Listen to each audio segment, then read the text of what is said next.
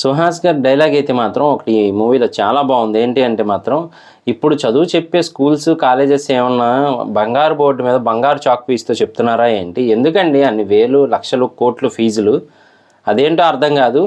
ఎక్కువ పిండి పిండి వసూలు చేస్తారు మొత్తానికి అని చెప్పి అయితే చాలా క్లియర్‌గా చెప్తారు. అంటే ఇలాంటి మూవీస్ డైలాగ్స్ అవన్నీ కంటే కూడా అంటే కామెడీ టైమింగ్ ఇవన్నీ కంటే కూడా కాన్సెప్ట్ ఏంటి అనేది చూస్తే మాత్రం చాలా బాగుంటుంది. సో అసలు కాన్సెప్ట్ ఏంటి అదంతా తెలుసుకుందాము. నిజానికి ముందే చేయాలి ఈ వీడియో, కాకపోతే కొన్ని అనివార్య కారణాల వల్ల అయితే మాత్రం లేట్ అయిందనమాట. సో ఓటీటీలో చూడడం జరిగింది. సో అసలు కాన్సెప్ట్ ఏంటి, కొంచెం స్టోరీ తెలుసుకుందాము, అలాగే అసలు ఏంటి అనేది కూడా రివ్యూ తెలుసుకుందాం. సో పదండి ఒకసారి రివ్యూలోకి వెళ్ళిపోదాం. Welcome to the review of the movie Janaka అయితే గనక. సో అసలు కాన్సెప్ట్ ఏంటి అంటే గనక మన సుహాస్ గారి తండ్రి గారు అయితే వాళ్ళ ఫ్రెండ్స్తో కలిసి అమౌంట్ని ఎక్కడైనా ఇన్వెస్ట్ చేద్దాం అని చెప్పి అయితే ప్లాన్ చేస్తారు. దేనికోసం అంటే తర్వాత ఫ్యూచర్లో మన సుహాస్ గారికి ఏ ఇబ్బంది ఉండకుండా ల్యాండ్ అయితే కొందామని చెప్పి అనుకుంటారనమాట. కాకపోతే సుహాస్ గారు ఆల్రెడీ కొంచెం ఎంక్వైరీ అది చేసుకొని ఇక్కడ కాదు నాన్న అక్కడ కొను స్థలం, అక్కడైతే డెవలప్ అయ్యిద్ది అంటే మొండిగా లేదురా నీకేం తెలిసి ఇక్కడే అయిద్దని వేరే చోట కొనడం జరుగుతుంది. ఎక్కడైతే సుహాస్ గారు చెప్పారో ఆ ప్లేస్ మాత్రం గేటెడ్ కమ్యూనిటీ అయిపోతుంది. అలాగే చుట్టుపక్కలంతా కూడా రిచ్ ఏరియా లాగా అయిపోతుంది అనమాట. వీళ్ళ నాన్నగారు కొన్నది మాత్రం వానలు పడితే వాటర్ అంతా అక్కడ స్టోర్ అయిపోయి చెరువు అయిపోతుంది. సో అప్పటి నుంచి కూడా మన సుహాస్ గారు వాళ్ళ నాన్నగారిని డెసిషన్ సరిగ్గా ఉండదు అని చెప్పి అయితే ఫిక్స్ అయిపోతారనమాట.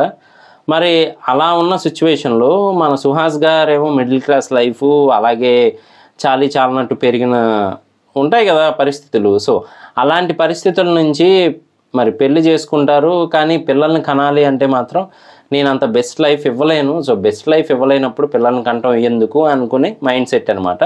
కానీ ఫ్యామిలీ అంతా కూడా పిల్లనో కనిస్తే బాగుంటుంది కదా అని చెప్పి అనుకుంటూ ఉంటారు. సో అలాంటి టైంలో మరి సుహాస్ గారు అయితే మాత్రం పిల్లలు పుట్టకుండా ఉండడానికి తెలిసినాయి కదా రకరకాల పద్ధతులు వాడుతూ ఉంటారు. సో అలాంటి పద్ధతుల్లో సుహాస్ గారు కూడా ఒకటి ఫాలో అవుతారు. కానీ అది వాడినప్పటికీ కూడా పిల్లలు అనేది పుడతారనమాట. సో పుట్టినందుకు గాను అంటే ప్రెగ్నెన్సీ వస్తుంది, ఇంకా డెలివరీ అవ్వదన్నమాట. ప్రెగ్నెన్సీ వచ్చినందుకు గాను ఆ కంపెనీ మీద కేసు వేయటం అయితే జరుగుతుంది. సో అక్కడి నుంచి మెయిన్ స్టోరీ అంతా కూడా ట్విస్ట్ అవుతూ ఉంటుంది, సీన్ బై సీన్. ఎప్పుడైతే మనకి మురళీ శర్మ గారు ఎంటర్ అవుతారో కేసులోకి అప్పటి నుంచి కూడా అసలు మరీ మనకి కొన్ని క్వశ్చన్స్ ఆయన అడిగేవి మనకే రక్తం మరిగిపోతూ ఉంటుంది అంటారు కదా కొన్నిసార్లు. సో అలా అనిపిస్తుంది అనమాట. ఏంటి మరి ఇలాంటి క్వశ్చన్స్ అడుగుతారా కోర్టులో కూడా అని చెప్పి. అలాగే మనకి రాజేంద్ర ప్రసాద్ గారేమో జడ్జిగా అయితే నటిస్తారనమాట. ఆయన క్యారెక్టరైజేషన్ కూడా చాలా బాగుందనే చెప్పాలి. సో ఓవరాల్గా అయితే మాత్రం మూవీ నీట్గా తీసుకెళ్తూ ఉంటారు. అలాగే మనకి ఇక్కడ హైలైట్ ఏంటి అంటే మాత్రం సుహాస్ గారి వైఫ్గా నటించిన సంకీర్తన గారు. సో ఆవిడ యాక్టింగ్ చాలా బాగుంటుంది ఈ మూవీలో. అలాగే కొన్ని సీన్స్లో ఆవిడే ఆ సీన్ ప్రాణం పోసారేమో అనిపిస్తూ ఉంటుంది అనమాట. అంత బాగుంటాయి సీన్స్. అలాగే తెలిసిందే కదా ప్రతి సీన్ బై సీను హైలైట్గా ఉండాలనేం లేదు. సో అక్కడక్కడ కొంచెం స్లో అయినప్పటికీ కూడా అలాంటి సీన్స్లో కామెడీ యాడ్ అవ్వడం వల్ల ఆ సీన్ కూడా పండిందనే చెప్పాలి. అలాగే తెలిసిందే కదా మన సుహాస్ గారి న్యాచురల్ యాక్టింగ్ ఇదంతా కూడా చాలా బాగుంటుంది. అలాగే వెన్నెల కిషోర్ గారి కామెడీ టైమింగ్ కానీ ఇంకా మిగతా క్యారెక్టర్స్ ఎవరికి వాళ్ళు 100% అయితే న్యాయం చేశారు. సో ఓవరాల్గా అయితే మాత్రం వన్ టైం వాచబుల్ బాగానే ఉంటుంది. అలాగే ఇందులో మెయిన్ హైలైట్ ఏంటి అంటే మాత్రం పిల్లలు పుట్టడానికి వాళ్ళంత జాగ్రత్త తీసుకున్నా ఎలా జరిగింది అని. సో ఇదైతే స్పాయిలర్ అనుకోవచ్చు అనమాట. ఏంటి అంటే మనకి ఇంట్లో పెద్దవాళ్ళు ఉంటారు కదా, ఎలాగైనా మనవడో మనవరాలో పుడితే వాళ్ళతో హ్యాపీగా ఉండొచ్చు అని చెప్పి. సో ఈవిడ కూడా ఎవరైతే అనుకుంటారో ఆ వర్గానికి చెందిన ఆవిడనమాట. ఏం చేస్తారయ్యా అంటే చివరికి ఒక పని చేస్తారు ఈవిడ. ఆ పని ద్వారా అయితే పిల్లలు అంటే ప్రెగ్నెన్సీ వచ్చేస్తుంది. సో ఆల్రెడీ ఆయన కేసు వేయడం జరుగుతుంది. మొత్తానికైతే మాత్రం భర్తకి సపోర్ట్గా ఆవిడైతే వచ్చి కోర్టులో చెప్పాల్సింది చెప్పడం అదంతా జరుగుతుంది. ₹1,00,00,000 అయితే ఈయనకి పెనాల్టీ కింద పే చేస్తుంది కంపెనీ అయితే.